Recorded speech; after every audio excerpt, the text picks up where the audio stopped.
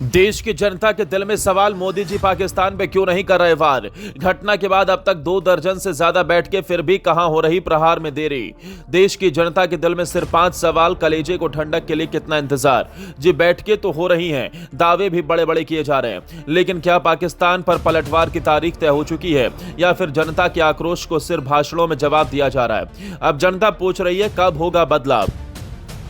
TV चैनलों की screen पर लाल पट्टियां दौड़ रही हैं, न्यूज ऐप्स नोटिफिकेशन पर नोटिफिकेशन भेज रहे हैं। पाकिस्तान को सबक सिखाने की तैयारी, मोदी सरकार की बड़ी बैठक, सेना हाई अलर्ट पर। लेकिन असली सवाल अब भी वहीं अटका है, कार्रवाई कब होगी।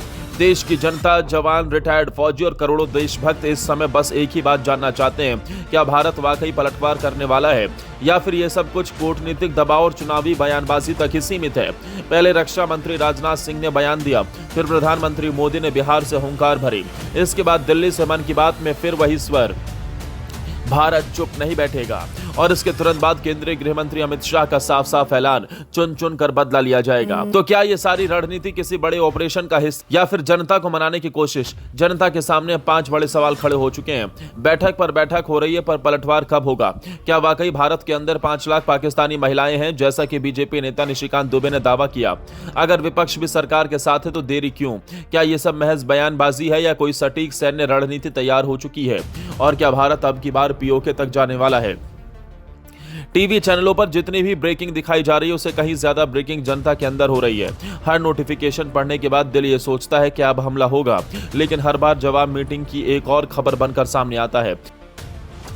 इस बीच विपक्ष के नेता राहुल गांधी भी सामने आए और मीडिया के सामने साफ कहा, पूरा विपक्ष आपके साथ है, सरकार तुरंत कार्रवाई करे। ये एक दुर्लभ राजनीतिक स्थिति है जब सत्ता पक्ष और विपक्ष दोनों एक स्वर में पाकिस्तान को चेतावनी दे रहे हैं, लेकिन फिर भी देरी क्यों। दूसरी ओर सीमा पर हालात तेजी से बदल रहे हैं। बीजेपी सांसद निशिकांत दुबे ने लोकसभा में एक बड़ा दावा किया, भारत में करीब 5 लाख पाकिस्तानी महिलाएं रह रही हैं, जिनकी शादी भारतीयों से हुई है। यह आंकड़ा जितना बड़ा है उतना ही डरावना भी। और इसी बीच खबर आई कि गृह मंत्री अमित शाह ने इन महिलाओं को वापस पाकिस्तान भेजने का आदेश भी अगले नोटिस तक टाल दिया है। और अब पाकिस्तान ने भी अपने बॉर्डर पर खड़े लोगों को लेने से मना कर दिया, यानी दोनों तरफ एक तरह का तनाव है। लेकिन फैसले की घड़ी अभी नहीं आई। सेना तैयार है, जवान तैयार है, जनता भी तैयार है। जो युवा सेना में जाने की तैयारी कर रहे हैं वो सोशल मीडिया पर खुलेआम कह रहे हैं, हमें बुला लीजिए लेकिन बदला अब और मत टालिए। एक रिटायर्ड कर्नल ने कहा, भारत की सेना इतनी ताकतवर है कि अगर चाहे तो लाहौर तक पहुंच जाए, पर सवाल वही, क्या तैयारी हो चुकी है। दरअसल इस बार जो हलचल है वो पिछली बार से कहीं ज्यादा है। जब उरी और पुलवामा जैसे हमले हुए थे तब भी बैठकें हुई थी, लेकिन कोई खुली घोषणा नहीं हुई थी।